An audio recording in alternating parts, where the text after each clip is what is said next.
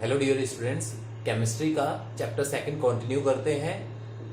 जो टॉपिक है चैप्टर का एसिड बेसिस एंड सॉल्ट्स हम डिस्कस कर रहे हैं। तो आज जो हम डिस्कस करने जा रहे हैं दैट इज यूनिवर्सल इंडिकेटर। क्या होता है universal indicator? It is a mixture of dyes. ठीक है, डाइज का मिक्सचर होता है that gives different colour and different pH. Okay, इसका ना एक स्ट्रिप जैसा है। यूनिवर्सल इंडिकेटर क्या रहता है कि एक एक्चुअल में लिक्विड फॉर्म में रहता है, ओके, ये पेपर फॉर्म में भी रहेगा। आपको क्या करने का है कि एक ड्रॉप जैसे है यूनिवर्सल इंडिकेटर का, आपका सॉल्यूशन गिवन है, उसमें एक ड्रॉप डाला, खाली 1 ड्रॉप डाला यूनिवर्सल इंडिकेटर का, तो क्या होने वाला है उसमें एक पर्टिकुलर पीएच आएगा। फिर हमारे पास में एक अलग अलग यूनिवर्सल इंडिकेटर स्ट्रिप होती है, राइट, इसमें कलर गिवन रहता है। 0 पीएच रहेगी, 1 2, ठीक है, ऐसे करते करते 7 पीएच, ऐसे करते करते लास्ट 14। तो ये जो स्ट्रिप होती है इस पर कलर मेंशन रहता है। ठीक है, ये कॉमन स्ट्रिप है, ये आएगी इंडिकेटर के साथ में एक स्ट्रिप आती है। तो जैसे 0 पीएच है तो यहां कैसा कलर रहेगा? Dark red.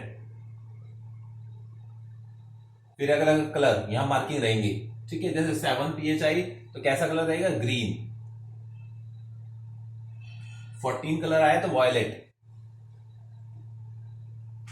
ठीक, तो हमें क्या करना है, जो हमने टेस्ट ट्यूब में सॉल्यूशन लिया उसमें थोड़ा सा इंडिकेटर डाला एक ड्रॉप, और फिर देखा उसका कलर कैसे आया, उसको इस स्ट्रिप से मैच करना है कि कौन सा कलर से मैच हो रहा है। सपोज उसका कलर क्या है? ग्रीन आ रहा है, तो दैट इज पीएच 7। ठीक है, ये ऊपर पीएच वैल्यूज हमने राइट किया है, पीएच 7 हो जाने वाला है। ठीक है, अगर just like it is a mixture of many different indicators or dyes which gives different color and different pH values of entire pH scale. Just like for example pH and color, 0 pH रहेगा तो dark red colour आएगा, 1 और 2 pH रहेगा तो red आएगा, ठीक है, 3 रहेगा तो ऑरेंज रेड आएगा। ऐसा ही बुक से आप पूरा देख सकते हैं, पूरा स्केल गिवन है बुक में कि क्या क्या कलर रहते हैं। 7 पर ग्रीन आएगा, 10 पर नेवी ब्लू आएगा, 8 भी है, 9 भी है, बुक में रिटर्न है, आप चेक कर सकते हैं। 14 में वायलेट कलर आएगा। ठीक है, तो इस तरह से करके this is a universal indicator. By this using this universal indicator we can check the approximate pH of the solution. और एग्जैक्ट चेक करना है तो मैंने ऑलरेडी बताया था क्या यूज करना है हमको, पीएच मीटर। जो पीएच मीटर होते हैं इसमें इलेक्ट्रोड रहता है, वो सीधा सा उसका इलेक्ट्रोड दीजिए पीएच मीटर का और सॉल्यूशन में डिप कीजिए तो वो पीएच सीधा रेंज बता देता है, डिजिटल डिस्प्ले आ जाता है। What is the pH? Suppose pH is 4.23, just like this. Directly pH meter reading ही बता देता है। तो ये इंस्ट्रूमेंट्स यूज होते हैं अगर हम लैब्स वगैरह में देखें कि लैब्स में जो टेस्टिंग की जाती है। तो जनरल अगर हम कॉलेज और स्कूल्स की बात करें तो स्ट्रिप्स वगैरह यूज होती हैं वहां पर। ठीक है, तो इस तरह से हम पीएच चेक कर सकते हैं। अब जैसे वाटर रहता है तो वाटर का पीएच कितना रहता है? 7, तो कैसा कलर देगा? Green colour. वाटर न्यूट्रल रहता है तो ग्रीन कलर प्रोड्यूस करने वाला है, राइट। तो नेक्स्ट जो टॉपिक है that is importance of pH. PH का क्या इंपॉर्टेंस है, बेनिफिट क्या है हमारे डेली लाइफ में? तो 1 नंबर आता है that is pH in our digestive system.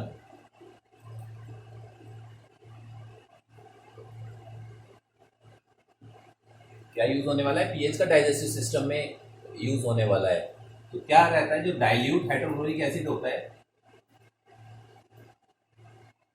Digestion biology chapter में हमने देखा था, फर्स्ट चैप्टर, एसिड प्रोड्यूस होता है, ठीक है, हाइड्रोक्लोरिक एसिड प्रोड्यूस होता है स्टमक में। डाइल्यूट HCl यानी hydrochloric acid helps to digest food. Food को डाइजेशन में हेल्प करता है, ठीक है, डाइल्यूट हाइड्रोक्लोरिक एसिड। लेकिन अगर एक्सेस एसिड आ जाए तो उसे इंडाइजेशन कहते हैं। Excess of acid in stomach is called indigestion. Excess of acid हो गया तो इंडाइजेशन हो गया है, ठीक है। इससे प्रॉब्लम होता है, पर्सन को पेन होगा, प्रॉब्लम्स होंगी। तो अब इसको कैसे हमें ठीक करना है? एसिड है, एसिड को क्या करना पड़ेगा? न्यूट्रलाइज करना पड़ेगा बेस से। तो माइल्ड बेस दिया जाता है पर्सन को। जैसे हम इनो वगैरह देखते हैं ना, उसमें सोडियम हाइड्रोजन कार्बोनेट होता है या सोडियम बाइकार्बोनेट होता है। ठीक है, माइल्ड बेसिस होते हैं वो, जो इस एसिड को न्यूट्रलाइज कर देते हैं। ठीक है, तो क्या कहते हैं, फूड ट्रीटमेंट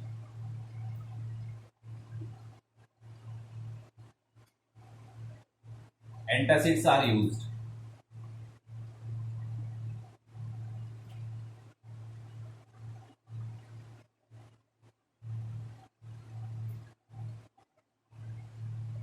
एंटासिड्स यूज होते हैं। जैसे एग्जांपल क्या क्या है एंटासिड्स का, milk of magnesia.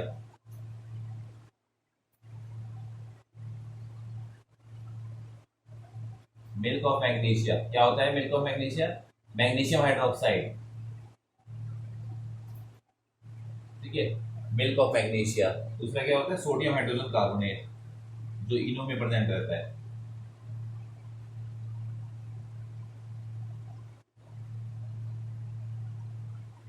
Sodium hydrogen carbonate, ये क्या होता है, NaHCO3। इसको सोडियम बाइकार्बोनेट भी कहते हैं।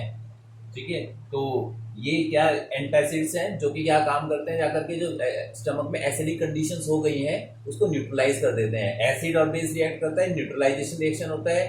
ठीक है, और उससे सॉल्ट प्लस वाटर बन जाता है। जो पीएच एसिडिक हो रखा था वो न्यूट्रलाइज हो जाएगा। ठीक, तो पीएच इन अवर डाइजेस्टिव सिस्टम, ये जो बेसिक रोल है इंडाइजेशन कैसे हो जाता है उसको कैसे हम ठीक कर सकते हैं।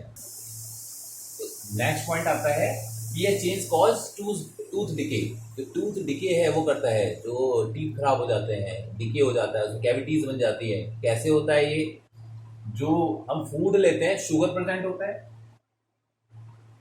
फूड में, उस शुगर को क्या काम करते हैं, जो बैक्टीरिया रहते हैं माउथ में प्रेजेंट, जो बैक्टीरिया है वो उसको किस में कन्वर्ट कर देते हैं, उसको एसिड्स प्रोड्यूस करते हैं, लाइक लैक्टिक एसिड के अदर एसिड भी प्रोड्यूस कर सकते हैं।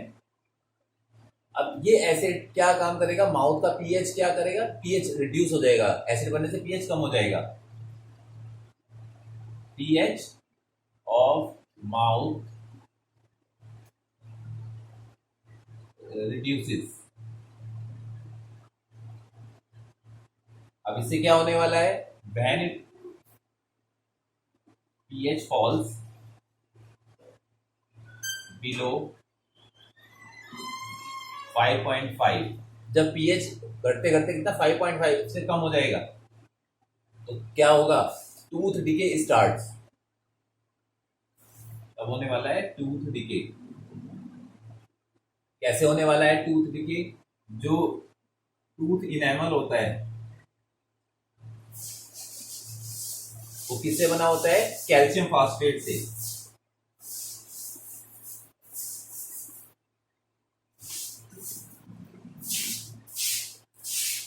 ये कैल्शियम फास्फेट जब कितना पीएच पहुंचता है, 5.5 पीएच पहुंच जाता है या उससे बिलो पहुंच जाता है तो ये डिसॉल्व होने लगता है, ये ब्रेक डाउन होने लगता है। सबसे हार्डेस्ट मटेरियल होता है वैसे हमारी बॉडी का। ठीक, जैसे हम देखते हैं ना, बचपन से ही लगातार हम टीथ को यूज कर रहे हैं, कभी कुछ चबा रहे हैं, ठीक है, चिविंग कर रहे हैं, कभी कुछ डिफरेंट डिफरेंट टाइप्स के। लेकिन ये ऐसे का ऐसे रहता है, अदर कोई भी मटेरियल हो जिसको आप लगातार यूज करते रहे तो वहां पर वियरिंग एंड टीयरिंग होता रहेगा। लेकिन टीथ में ऐसा नहीं होता, केवल कब होगा, जब माउथ में एसिडिक कंडीशन रहने वाली है। ठीक है, सबसे हार्डेस्ट मटेरियल होता है हमारी बॉडी का। लेकिन जब पीएच जो है कैल्शियम फॉस्फेट जहाँ प्रेजेंट है एनिमल में, तो पीएच 5.5 से कम हो जाता है तो टूथ डिके शुरू हो जाता है वहां पर। ठीक है, तो इसको क्योर कैसे करना है, तो जो टूथपेस्ट होते हैं हमारे,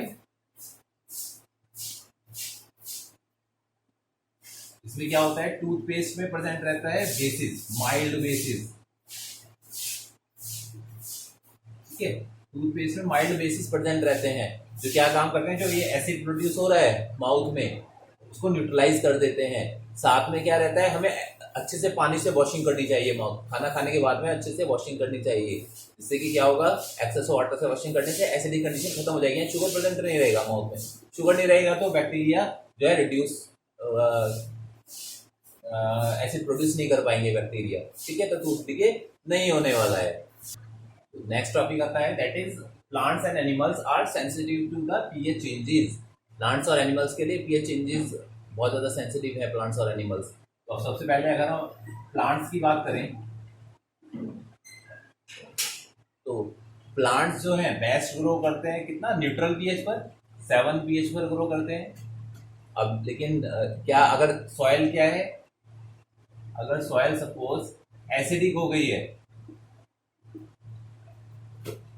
ठीक, तो क्या होगा, वहां पर प्लांट्स ग्रो नहीं करने वाले हैं। तो इसको हमें क्या करना पड़ेगा, एसिडिक सॉइल को हमें न्यूट्रल लाना पड़ेगा। तो कैसे हमें इसका करेक्शन करने का है, तो क्या ऐड करना पड़ता है, बेस ऐड करना पड़ेगा। तो ऐड क्या क्या कर सकते हैं हम यहाँ पर, एक होता है क्विकलाइम। क्विकलाइम क्या होता है, quicklime calcium oxide. Next slate lime means lime में वाटर ऐड कर दिया, ठीक है, लाइम वाटर। कैल्शियम हाइड्रोक्साइड,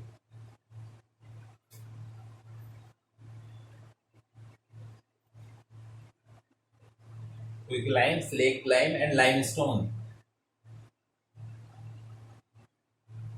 ये ऐड कर सकते हैं। It is calcium carbonate. Okay, तो इसको इतना ऐड किया जाता है। सबसे पहले क्वांटिटी चेक कराई जा सकती है लैब्स वगैरह में, सॉइल की टेस्टिंग करा के एक्चुअल में कितना पीएच और कितना हमें ऐड करना चाहिए, ये जो मटेरियल्स हैं कितने ऐड करने चाहिए जिससे कि वो न्यूट्रल पीएच आ जाए। एक्सेस भी नहीं यूज होना चाहिए, अदरवाइज एक्सेस यूज किया तो पीएच फिर बेसिक चली जाएगी। तो एक पर्टिकुलर अमाउंट में ही यूज करने का है पीएच को न्यूट्रल बनाने के लिए। ओके, तो इससे प्लांट्स अच्छे से ग्रो कर पाएंगे। नेक्स्ट अगर हम सेकंड पार्ट एनिमल्स के लिए देखें तो एनिमल्स भी न्यूट्रल पीएच पर ही ग्रो करते हैं, 7 to 7.8 अप्रॉक्स। जो जो एनिमल सिस्टम के लिए पीएच रेंज है ये रहती है। तो अगर सपोज जैसे एयर पॉल्यूशन रहता है, एयर पॉल्यूशन में क्या नाइट्रोजन ऑक्साइड प्रेजेंट है, सल्फर ऑक्साइड प्रेजेंट है, ठीक, तो वो रेन वाटर में मिलकर के सॉइल में आते हैं वापस से और वाटर बॉडीज में इकट्ठे हो जाते हैं। तो अगर जो वाटर, रेन वाटर जो है इसकी पीएच कितना हो जाती है, 5.6 तक पहुंच जाती है। इसी को ही हम क्या कहते हैं, एसिड रेन कहते हैं। कि इससे क्या होगा, it is problem for aquatic life. Aquatic life के लिए प्रॉब्लम है।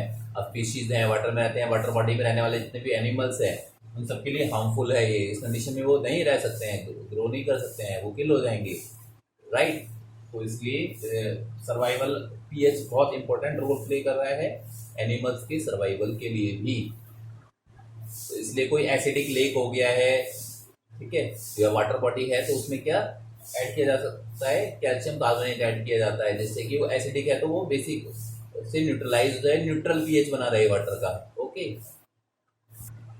नेक्स्ट पॉइंट है self defence by animals and plants. तो क्या कहते हैं, हनी बी रहता है, जैसे हनी बी अगर हमें स्टिंग करती है, डंक मारती है, काट लेती है, तो क्या एसिडिक लिक्विड इंजेक्ट करती है जिससे बर्निंग पेन होता है। उसको न्यूट्रलाइज करने के लिए हमें क्या बेस यूज करना होता है, mild base, neutralise by baking soda. Baking soda होता है ना, सोडियम हाइड्रोजन कार्बोनेट। एक नॉर्मली कहा जाता है कि आप कोई भी आयरन रब कर लीजिए, जहां पर भी हनी बी ने काटा है वहां पर आयरन रब कर लीजिए। लेकिन आयरन कौन सा रब किया जाता है, रस्टेड वाला, ठीक है, रस्टेड आयरन यूज किया जाता है। क्यों यूज किया जाता है, क्योंकि इसमें क्या प्रेजेंट रहता है, रस्टेड आयरन में iron oxide, iron oxide present रहता है। और जो आयरन ऑक्साइड रहता है कैसा बेसिक नेचर होता है इसका, जो आयरन ऑक्साइड होता है इसका बेसिक नेचर होता है, ठीक है। अगर आपने सादा आयरन लेके रब किया तो कुछ नहीं होगा उससे। रस्टेड आयरन रहेगा तो उसमें क्या रहेगा, आयरन ऑक्साइड प्रेजेंट रहता है, और उस आयरन ऑक्साइड से क्या रहने वाला है, वो बेसिक नेचर है, तो न्यूट्रलाइज हो जाएगा। जो एसिडिक इंजेक्ट हुआ है एसिड, वो न्यूट्रलाइज हो जाएगा। सेकेंड आ जाता है वेस्प। अब वेस्प अगर हमें बाइट कर लेता है, स्टिंग कर लेता है, तो ये एल्कलाइन लिक्विड इंजेक्ट करता है, एल्कलाइन यानी basic, neutralise by mild acid like vinegar. सिरका होता है ना, विनेगर, उससे इसको न्यूट्रलाइज कर सकते हैं। अगर आपने काटा तो वेस्प ने बाइट किया, स्टिंग किया, और आपने उसमें ट्रीटमेंट ये दे दिया, तो ये बेस है ऑलरेडी, आपने बेस ही लगा दिया, तो और ज्यादा बर्निंग पेन होने वाला है, उसे ठीक नहीं होने वाला है, ठीक है। तो पता होना चाहिए किसने कट किया, बाई स्टिंग किया और उसके अकॉर्डिंग आपने इसका ट्रीटमेंट करने का है। फिर एंट होती है। एंट क्या है? मिथेनोइक एसिड, एसिड इंजेक्ट करती है मिथेनोइक एसिड, HCOOH फॉर्मूला होता है। तो किससे ट्रीटमेंट करेंगे? माइल्ड बेस से। ठीक है, ऊपर जो माइल्ड बेस हमने दिया ही है NaHCO3, इससे बेकिंग सोडा से हम ट्रीटमेंट कर सकते हैं। ऐसे नीटल प्लांट होता है, ये भी जो स्टिंग है इसके स्टिंग में प्रेजेंट होता है सेम मिथेनोइक एसिड ही प्रेजेंट होता है। तो सिमिलर ट्रीटमेंट हो जाएगा बेस से, माइल्ड बेस से ट्रीटमेंट कर सकते हैं। तो ये हमने देखा कि कुछ जो इंपॉर्टेंस है पीएच का, क्या क्या इंपॉर्टेंस है। ठीक है, और भी बहुत सारे इंपॉर्टेंस होते हैं, सब इंपॉर्टेंस हमने डिस्कस किए। नेक्स्ट टॉपिक आता है सॉल्ट। सॉल्ट्स क्या होते हैं? ये salt is a compound form from N acid by the replacement of hydrogen in the acid by a metal. जो एसिड होता है, एसिड में जो मेटल होता है प्रेजेंट, सॉरी हाइड्रोजन होता है, उसका रिप्लेसमेंट कर दिया जाता है। ठीक है, किसके द्वारा? मेटल के द्वारा रिप्लेसमेंट हो जाता है।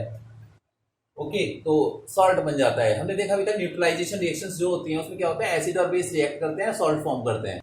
ओके, तो अभी फर्स्ट कैटेगरी आती है salt of strong acid and strong base. अगर स्ट्रॉन्ग एसिड और स्ट्रॉन्ग बेस रिएक्ट करता है तो कैसा सॉल्ट बनता है? जो सॉल्ट बनेगा उसका पीएच रहने वाला है 7। स्ट्रॉन्ग एसिड और स्ट्रॉन्ग बेस रिएक्ट करता है तो कैसा सॉल्ट बनेगा? जिसका पीएच जो सॉल्ट सॉल्यूशन का रहेगा कितना? 7। जैसे कि हमने क्या किया, NaOH aqueous plus HCl aqueous react कराए तो क्या बनेगा? NaCl aqueous sodium chloride plus water. Neutralisation reaction हो गया, लिक्विड। ये क्या था? Strong base. ये क्या है? Strong acid. स्ट्रॉन्ग एसिड और स्ट्रॉन्ग बेस ने रिएक्ट किया तो क्या बना? सॉल्ट बना और वाटर बना। ठीक है, अब इसका जो पीएच रहेगा वो कितना रहने वाला है सॉल्यूशन का? 7 रहने वाला है, क्योंकि स्ट्रॉन्ग एसिड और स्ट्रॉन्ग बेस रिएक्ट कर रहा है यहाँ पर। राइट, सिमिलरली एक स्ट्रॉन्ग बेस दूसरा लेते हैं, KOH होता है, potassium hydroxide. Potassium hydroxide it reacts with sulphuric acid. Right, sulphuric acid दोनों ही स्ट्रॉन्ग है, strong acid and strong base. तो क्या बनने वाला है यहाँ पर? K और SO4 जो है यहाँ पर रिएक्ट करने वाले हैं, जो 2 आएगा K2SO4 aqueous plus 2H2O liquid बनने वाला। ठीक है, तो यहाँ पर भी जो पीएच रहने वाली है सॉल्यूशन की, क्या रहने वाली है? 7 रहने वाली है। ठीक है, जब भी स्ट्रॉन्ग एसिड और स्ट्रॉन्ग बेस रिएक्ट करेगा तो सॉल्ट बनेगा, और सॉल्ट सॉल्यूशन की जो पीएच रहेगी वो कितनी रहेगी? 7 रहने वाली है, पीएच न्यूट्रल पीएच रहती है। ठीक है, जब स्ट्रॉन्ग एसिड और स्ट्रॉन्ग बेस रिएक्ट करते हैं तो। सेकंड आता है salt of strong acid and weak base gives. Acid strong है तो एसिडिक रहेगा, बेस स्ट्रॉन्ग होगा तो बेसिक सॉल्यूशन रहेगा। गिव्स एसिडिक पीएच या एसिडिक सॉल्यूशन रहने वाले हैं। जैसे स्ट्रॉन्ग एसिड क्या लिया हमने? HCl। ठीक है, और वीक बेस क्या लिया हमने? Ammonium hydroxide. तो it gives what? NH4Cl ammonium hydroxide, sorry ammonium chloride plus H2O aqueous liquid. ठीक है, स्ट्रॉन्ग एसिड, ठीक है, weak base, ammonium hydroxide weak base होता है। ठीक है, तो रिएक्ट करने पर क्या बनाने वाले हैं? ये जो सॉल्ट बनेगा, ये सॉल्ट का जो पीएच रहेगा वो क्या रहेगा? पीएच रहेगा एसिडिक पीएच। ठीक है, एसिडिक पीएच रहने वाला है। कैसे पता चला मैं एसिडिक पीएच रहने वाला है? इस सॉल्ट को लेंगे हम, अमोनियम हाइड्रोक्साइड को, अमोनियम क्लोराइड को सॉरी, और इसको क्या करेंगे हम? वाटर में डिसॉल्व करेंगे जब, तो ये आयनाइज हो जाएगा। अब जब ये आयनाइज होगा, राइट, क्योंकि क्या है एक्चुअल में आयनाइजेशन होने पर क्या बनाएगा? ये NH4 और ओ एच, यहाँ H2 दो पार्ट में देख सकते हैं आप, एक OH है और एक H है।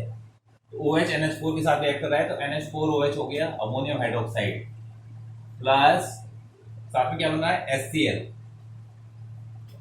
ये क्या बनेगा? वीक बेस, लेक, और साथ ये क्या बनेगा स्ट्रॉन्ग एसिड। क्योंकि एसिड स्ट्रांग बनेगा तो जो फाइनल सॉल्यूशन रहेगा वो एसिडिक रहने वाला है इस कारण से। ठीक है, तो हमेशा ध्यान रखिए कि salt of strong acid and weak base gives acidic pH. Strong acid रहेगा तो एसिडिक पीएच आने वाला है। अब strong base second next third part आता है, स्ट्रॉन्ग बेस रहेगा तो बेसिक पीएच आने वाला है वहां पर। थर्ड पॉइंट आता है क्या, सॉल्ट ऑफ स्ट्रॉन्ग बेस, इस बार बेस स्ट्रॉन्ग लिया, and weak acid gives basic solution. Basic रहने वाला है सॉल्यूशन जब स्ट्रॉन्ग बेस रहेगा तो। जैसे एग्जांपल लिया हमने, कार्बोनिक एसिड लिया H2CO3, कार्बोनिक एसिड क्या है ये, माइल्ड या वीक एसिड है। इसका रिएक्शन हमने किससे कराया, NaOH से। ये क्या है, स्ट्रॉन्ग बेस है। क्या देने वाला है हमको, यहाँ पर से Na2CO3, ये 2 होगा यहाँ पर, Na2CO3 सॉल्ट बन गया। ठीक, और प्लस साथ में क्या बनने वाला है 2OH2, 2H2O। और यहाँ पर जो पीएच रहने वाला है वो कैसे रहने वाला है, basic. Why basic, when this salt is dissolved in water और इट इज कॉल्ड हाइड्रोलाइसिस। क्या रहने वाला है, हाइड्रोलाइसिस।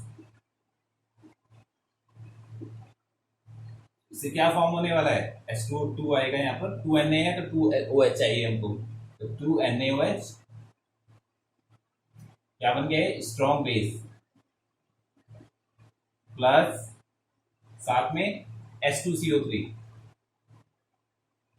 जस्ट ऊपर वाली अपोजिट रिएक्शन हो जाती है। क्या बन गया, माइल्ड एसिड। स्ट्रॉन्ग बेस बनाए क्योंकि तो पीएच कैसा रहने वाला है सॉल्यूशन का, वो पीएच रहने वाला है यहाँ पर बेसिक, क्योंकि स्ट्रॉन्ग बेस है। तो इस तरह से हमने आज सॉल्ट्स की कैटेगरी डिस्कस की।